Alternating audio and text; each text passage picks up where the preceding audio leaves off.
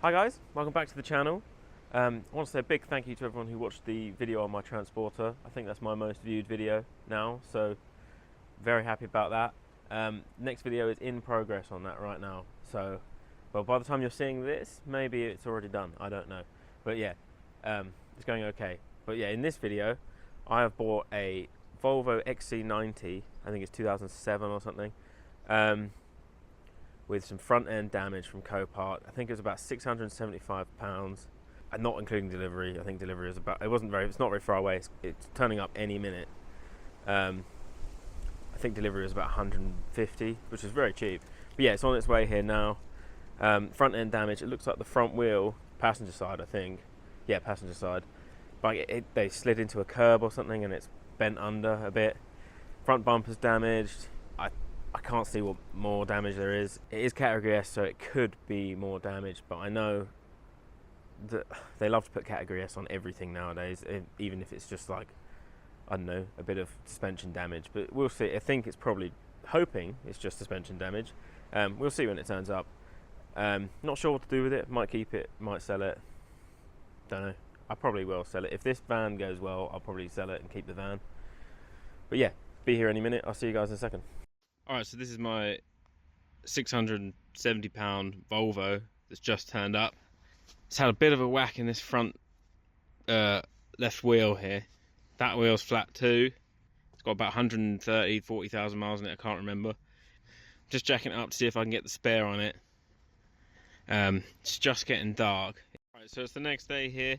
I managed to jack that up and put the spare wheel on it. You can see it doesn't look quite right in the wheel well.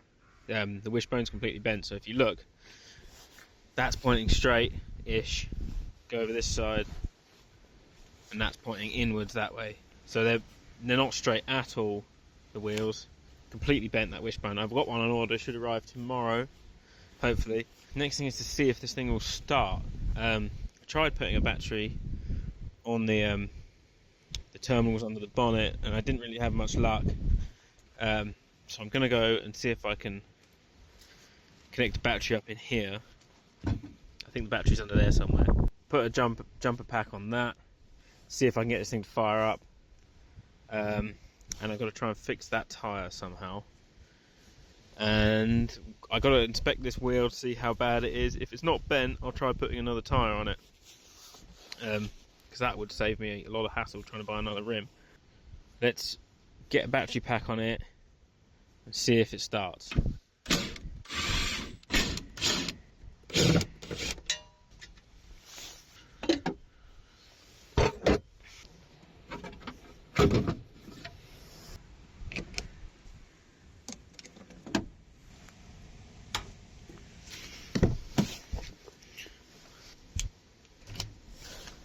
Can't really see through here.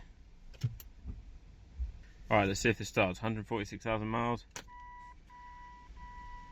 Oh, it's not happy. It's not happy at all. Right, so the battery jump pack doesn't seem to be working, but it seems to be pulsing. Got to figure out what's going on with that. So I've put a different battery that I just found in the scrap battery pile.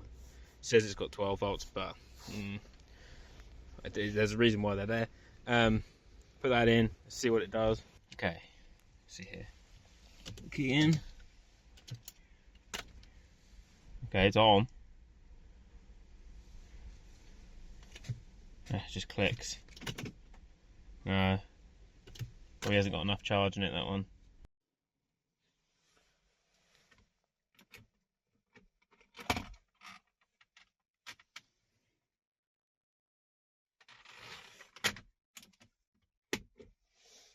Alright, I put a battery in that actually had some power in it. The others were completely dead.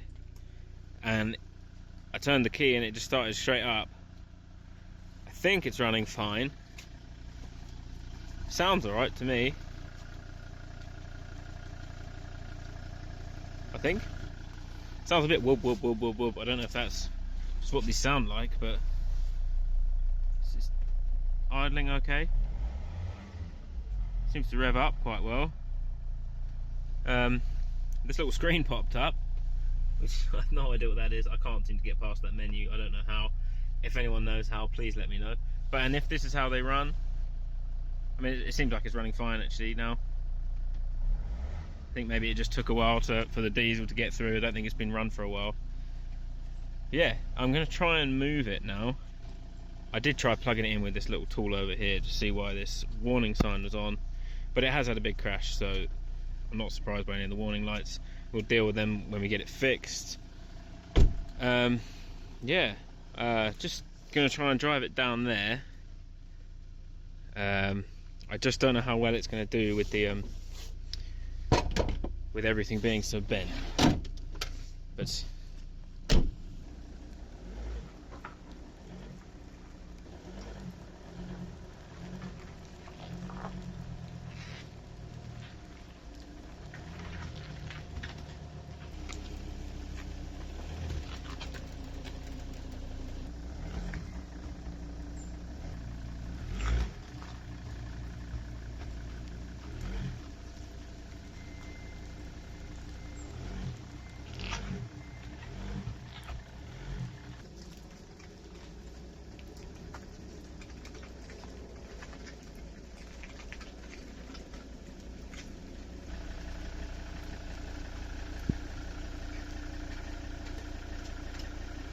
so I got the car moved down here last night. It may have looked fine in the video, but it was absolutely painful, to be fair. It was wobbling all over the place, sounded like this wheel wanted to fold in on itself like every 5 seconds. Just look how straight that wheel is, and then this one. So when I was coming straight down here, this wheel just kept jumping, feeling like it was gonna fold in. But yeah, let's jack this side up, take the spare off, see if we can get that wishbone out, and then I've got to see if I can go to the garage and get a new tyre for the other wheel, if it will hold air still. It might be bent. We've got to check if it's bent first. Yeah, let's get that off.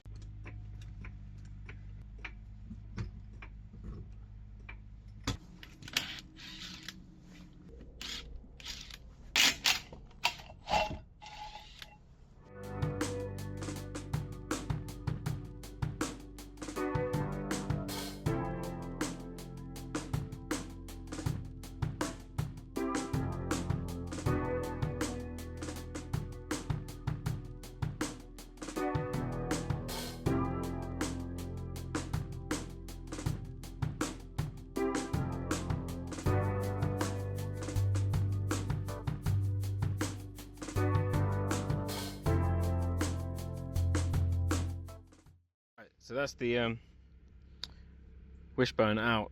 That is extremely bent. I'm hoping that is all of the damage, to be honest, because I can't really see any more areas that look bent. Everything, there's a bit of an oil leak there, which I need to address. But yeah, the subframe, or whatever it all bolts to, looks completely fine. I can't see any kinks in it, anything that looks bent at all. The bolt in here was a little bit bent, so that might be a little bit tighter in there than it should, but I think this all looks straight. I mean, obviously not, but the way it's supposed to be. The track rod end isn't bent at all. That's how it should look, I think. There's a little bit of damage up here where the wheel has hit into this metal panel here. But yeah, I think if we got that, I put this in there like that, that wheel is now pointing straight. With that in, way in the right place, back where it should be, about there I reckon. That wheel is now pointing straight, so I'm hoping that replacing this will sort all of the tracking issues out.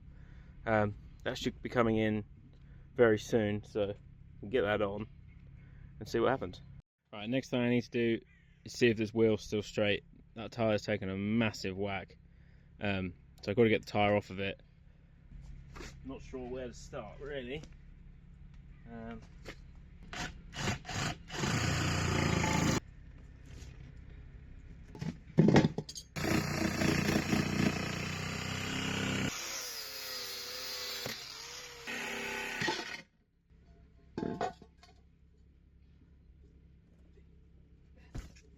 Alright, so I've changed the wishbone on this side. I've got video of the one that came out of it. It's bent as a banana, and this is actually the original wheel as well. You saw how bad it was when it turned up, and that actually still managed to hold air and be balanced, even though it's taken a bit of a beating. But that's still holding air. I've driven it just up and down here. I've now insured myself on it, so I'm going to take it up the road for its first proper drive. I put a little bit of tape over this to stop it from flapping around. What else did I need to do? To be honest, it was just the wishbone that it needed, and a new tyre obviously on the wheel. Alright, so this is going to be the first time out in my £700 Volvo XC90. Done a bit of work to it. Let's see if it's any good. Let's see if it starts first.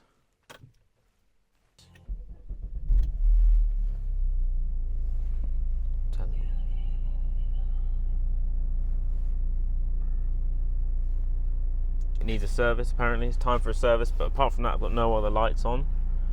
Dashboard. Let's turn this fan down as well. Yes. Brakes feel good.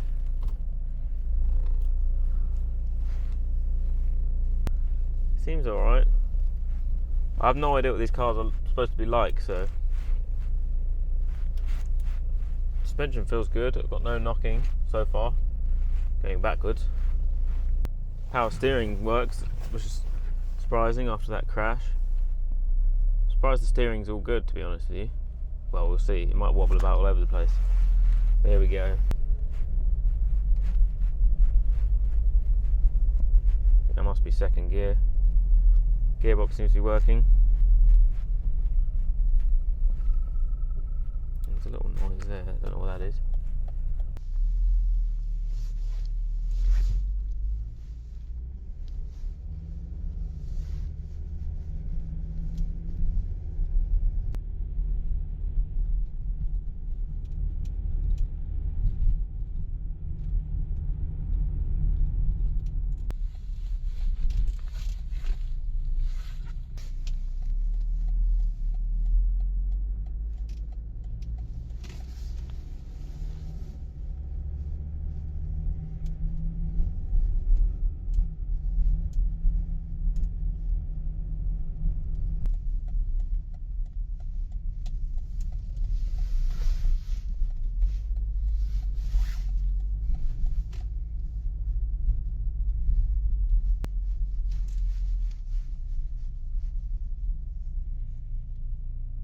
Alright, so the first journey in this car, pretty successful. I mean, I only went up the road and back, but there was no weird noises or anything. Very unsuccessful journey for my camera, because it fell off in the footwell and I couldn't reach it. But I got a couple shots of it driving, and yeah, drove really well. I can't hear any faults at all. No warning lights. I mean, it's quite a noisy diesel. I don't know, anyone who's into their Volvos maybe knows more about these than I do. I mean, it's done 140,000 miles, so, but I mean, it's pretty smooth. You can hear from the drive. It's very smooth drive. Yeah, I'm not really sure what to do with it. And I also just realised, got a bloody got a sunroof. Look at that. That's nice. All right, so because the Volvo's category S, it needs to be re-MOT'd to basically show it's roadworthy again. It's there at the moment. I've just looked up online and it's all passed, everything's fine. So nothing wrong with that. I'm gonna go pick it up in a minute, but that's probably gonna be the end of this video. I'm not sure what to do with the Volvo. Basically, I've got to decide whether I wanna keep this or keep the Volvo. My aim is to tow my little trailer over here. I'll show you. Here's my trailer. It's not a very big trailer. I don't think it weighs an awful lot, but the aim is to tow that with it. On paper, the Volvo has a higher towing capacity, but after driving both the cars, I personally feel like the van has more power. Maybe because it's just lighter, but please let me know what you guys think, because I need to know which one's going to be the best. I mean, I know that these can only probably tow about 2 tons, and the Volvo can probably tow about 2.5. I'm looking at picking up mainly like smaller cars, to be honest. Classic cars, things, basically you can't really get anything that heavy on that trailer because it's quite small. I want to hear if people have experience towing with these, or people have experience towing with the Volvos. I really want to know which ones people would recommend. But yeah, that's going to be it for this video. Drop your comments down below what you think I should keep. The tax on the Volvo is an absolute killer. It's like £700 a year. Yeah, £700 a year. A lot. It's a lot. Yeah, so the next video will be finishing up the mechanical issues with this van. Almost there with it. Almost there. There's a few problems, but it seems like it's going well. I think I found all the issues with it, so mechanically that should be all sorted in the next video, and if I get time I will look at the bodywork. But yeah, thank you very much for watching. I'll see you in the next one.